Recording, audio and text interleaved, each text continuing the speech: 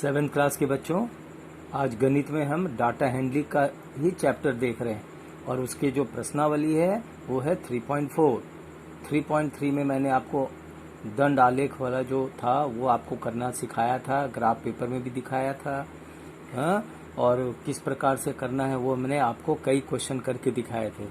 आप करेंगे प्रैक्टिस तभी फायदा होगा बेटा। और ये अच्छा समय है कि आप घर पे हो तो घर पे बैठे खूब प्रैक्टिस करो। हाँ, तो बड़े अच्छे नंबर आएंगे। बड़ा आसान से है। देखो ये भी बड़ा आसान है। ये जो मैं अभी प्रश्नावली 3.4 है, इसमें प्रायिकता के क्वेश्चंस हम सॉल्व करेंगे, जिसको हम प्रोबेबिलिटी के नाम से जानते हैं। आगे की ऊंची क्लास में इसका विस्तार बहुत अधिक है, मतलब 7वीं 8वीं में और 9वीं में। तो इसलिए आप पहले सीढ़ी पे चढ़ोगे तभी तो आगे की ऊंचाई पे जाओगे। तो इसे अच्छे तरीके से समझना है और इसके बहुत छोटे छोटे क्वेश्चंस हैं, उसको मैं साथ के साथ आपको उत्तर के साथ समझा रहा हूँ। ध्यान से सुनना, देखना। ओके बेटा, तो पहला प्रश्न है, क्या है देखो, बताइए कि निम्नलिखित में किसका होना निश्चित है, किसका नहीं होना यानी असंभव है। कौन सा जो है हो सकता है या नहीं हो सकता है।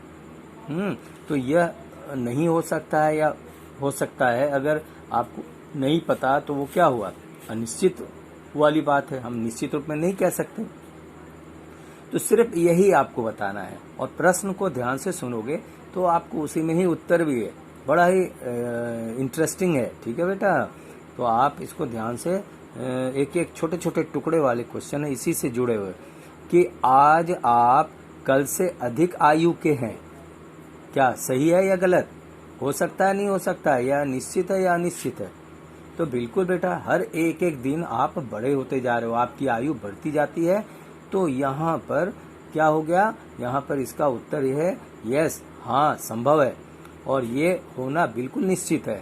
ठीक है ना बेटा, ये निश्चित है कि हर एक एक दिन के बाद आपकी आयु बढ़ती जाती है, तो इसलिए यह निश्चित है। बेटा दूसरा सवाल इसी में छोटे छोटे हैं। एक सिक्के को उछालने पर चित आएगा या पट आएगा। तो वो इस तरीके से होता है ना, दो सिक्के में दो पहलू होते हैं।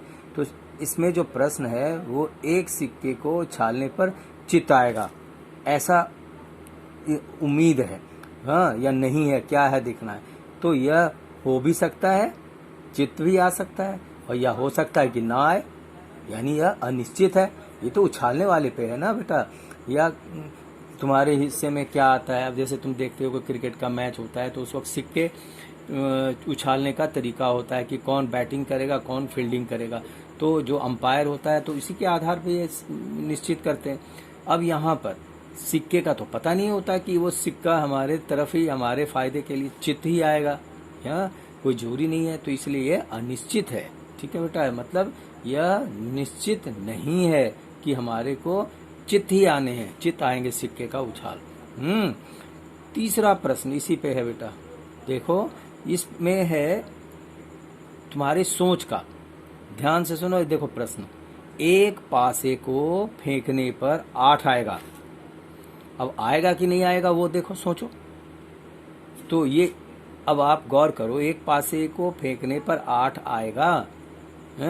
तो यहाँ आप गौर करो, पासे में आप लूडो खेलते हो ना, तो लूडो में क्या होता है, 1 2 3 4 5 6, ये तो 6 फेस होते हैं उसमें कि 4 फेस होते हैं, कितने होते हैं, 6 फेस है। तो 6 फेस है, तो आप खुद सोच सकते हो कि पासे में 8वां कैसे आएगा, 8 कैसे आएगा। सिर्फ जब 6 ही है तो ना तो 7 आएगा ना 8 आएगा। तो ऐसी स्थिति में हम क्या लिखेंगे, ये असंभव है। हाँ, कोई और नंबर के बारे में हम गुंजाइश कर सकते थे कि यह हो सकता है, नहीं भी हो सकता है, अनिश्चय। लेकिन ये तो बिल्कुल असंभव है कि 8 तो आएगा ही नहीं, क्योंकि सिक्के में उस पासे में तो एक से बारी बारी से जो चेहरे होते हैं, फेस होते हैं, उसमें क्या है, 1 2 3 4 5 और 6, यही होता है ना लूडो के डाइस में। तो यह निश्चित है कि 8 नहीं आएगा, असंभव है। अगले क्वेश्चन 4 पे आता हूँ बेटा। अब आदमी उम्मीद करता है, गाड़ी में चल रहे हैं, तो अब ये भी पूछा है तुम्हारे सेंस से, दिमाग से देखें अब ये बताओ, अगले ट्रैफिक लाइट, अब गाड़ी चल रही है, अब अगली लाइट आने वाली है, तो अगले ट्रैफिक लाइट हरी दिखेगी? अब पता नहीं, अब जब तक गाड़ी तुम्हारे रेड लाइट पे पहुंचे और वहां पहुंचने पर हो सकता है वो हरी रहे, या हो सकता है वो रेड की रेड रहे, या पीली बत्ती हो जाए, है ना, कोई पता नहीं। लेकिन यहाँ तो इसी पर सवाल है कि अगले ट्रैफिक लाइट हरी दिखेगी, तो क्या पता, ऐसी संभावना हो सकती है, किंतु नहीं भी हो सकती है, पहुंचते पहुंचते वहां हरे के जगह पे लाल हो जाए, हैं? तो फिर तो आपकी संभावनाएं क्या है कि निश्चित नहीं है, हो भी सकती है, नहीं भी हो सकती। यह लिखना सिर्फ कितना है, क्या प्रश्न में लिखना है कि ऐसा संभावना हो सकती है और किंतु निश्चित नहीं है कि होगी ही।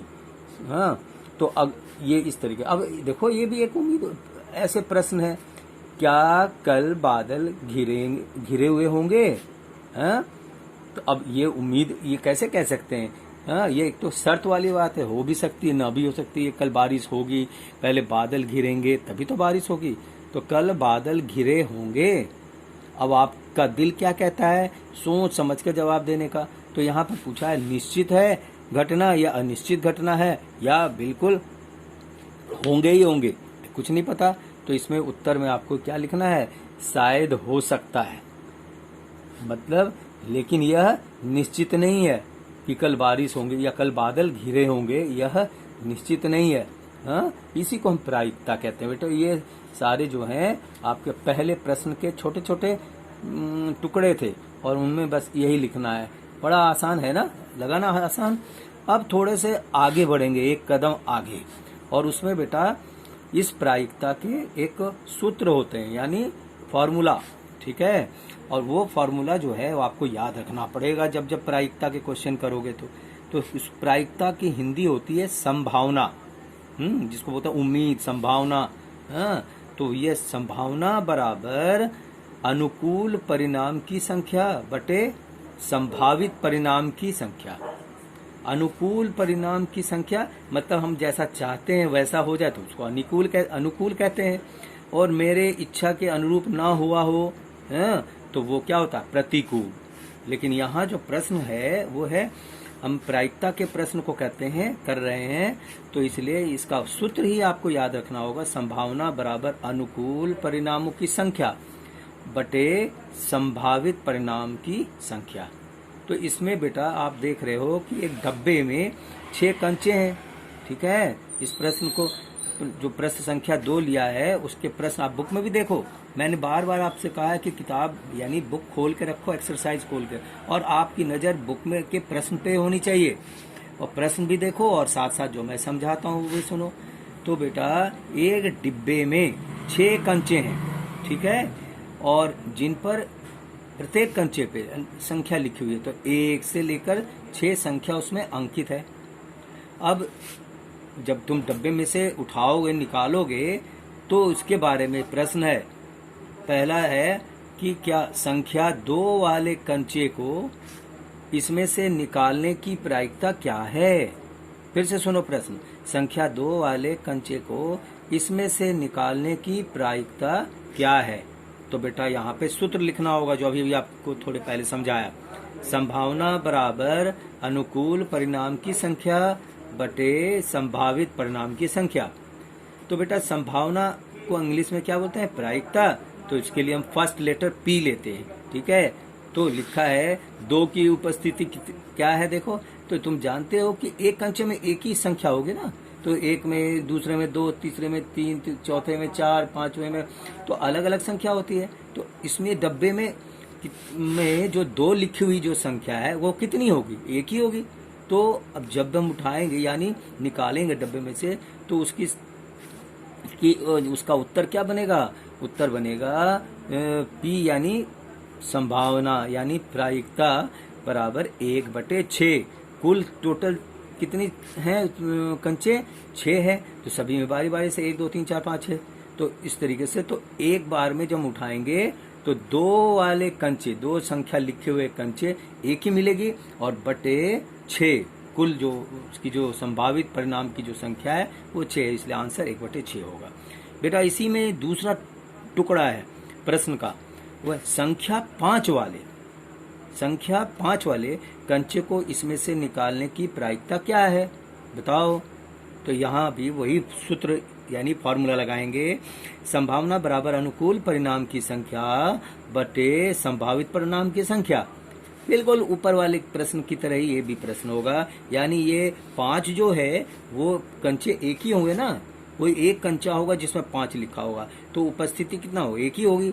तो इसलिए प्रायिकता बराबर कितना हो, क्या आंसर होगा इसका, 1/6, क्योंकि कुल संख्या कितनी है 1 से लेकर 6 तक लिखी, तो 6 नीचे आएगी और ऊपर हम क्या लिखेंगे 1, तो 1/6 ये इसके उत्तर हुए। बेटा अब हम देखेंगे प्रश्न संख्या 3, ठीक है। प्रश्न क्या है वो फिर बुक में आप देखो ध्यान से, वही मैंने लिखा है यहाँ।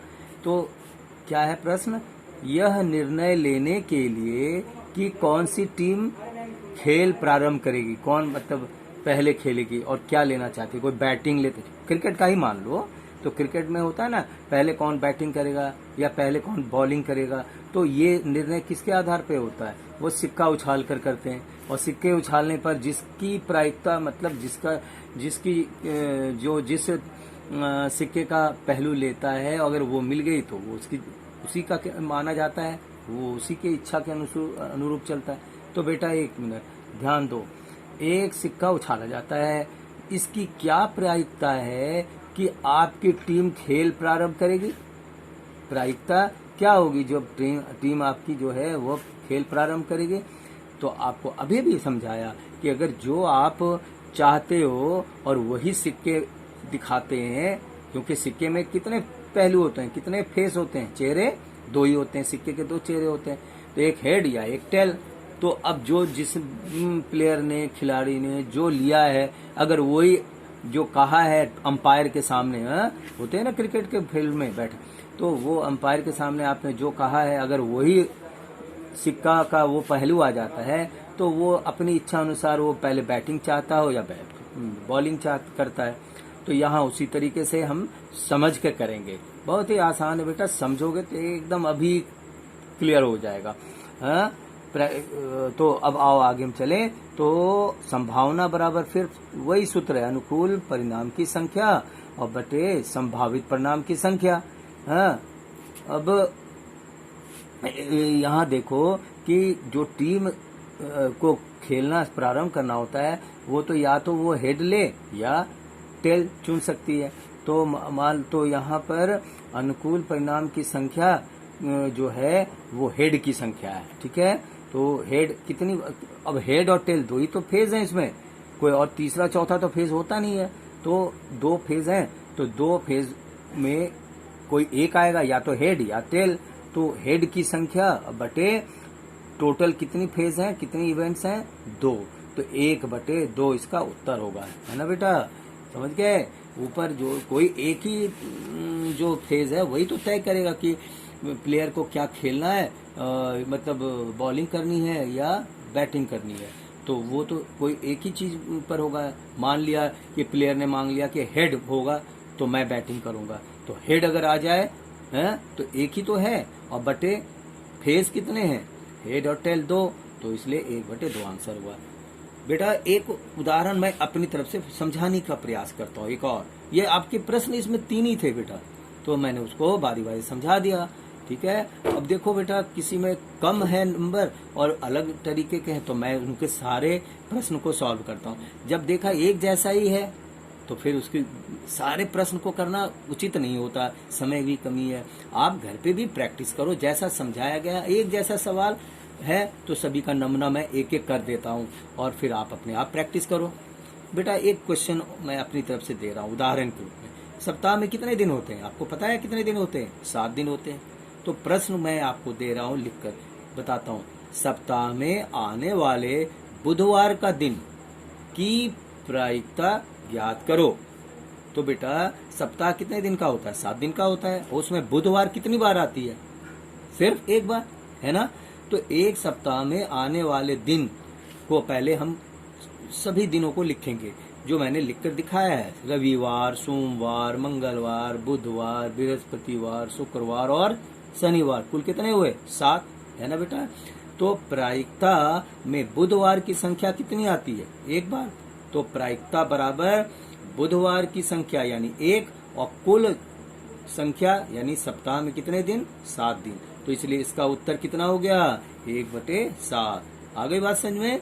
तो ये इस प्रकार से आपको अन्य भी तरह तरह के प्रश्न, अब आप ही बोलो ना कि अगर ये कहें कि कल सुबह सूरज पूरब से निकलेगा, तो इसमें हाँ या ना, या निश्चित नहीं है कि अनिश्चित है, तो इसका सीधा सवाल का उसका उत्तर आपके पास अपने सोच के, हाँ सूरज तो जब भी उगते हैं सुबह सुबह वो तो पूरब से ही निकलना होता है, तो इसमें तो निश्चित ही आंसर होगा कि यस संभव है और होगा, यही होगा ही है, यूनिवर्सल ट्रूथ है ना ये। तो ये इस प्रकार से बहुत सारे क्वेश्चन पूछे जा सकते हैं। आपको वहाँ पे अपने सेंस ऑफ ह्यूमर, अपने दिमाग के इंटेलिजेंस से आपको सोच समझकर आंसर देना है। और कुछ तो मैंने अभी फार्मूला बताया, सूत्र, वो तो बड़ा ही आसान कर देता है। तो इस प्रकार से आपका ये जो चैप्टर है डाटा हैंडलिंग का कंप्लीट हुआ। अगले दिन मैं अगले चैप्टर को लेकर चलूंगा। आप इसकी प्रैक्टिस अपनी फेयर कॉपी में बढ़िया से करें और ये इसकी जो है पेपर में इसके प्रश्न आएंगे, तो आप इन सभी जो बारी बारी से मैं कर रहा हूँ वो करते जाएं। ठीक है बेटा, प्रैक्टिस खूब कीजिए घर पे। ठीक है, ओके।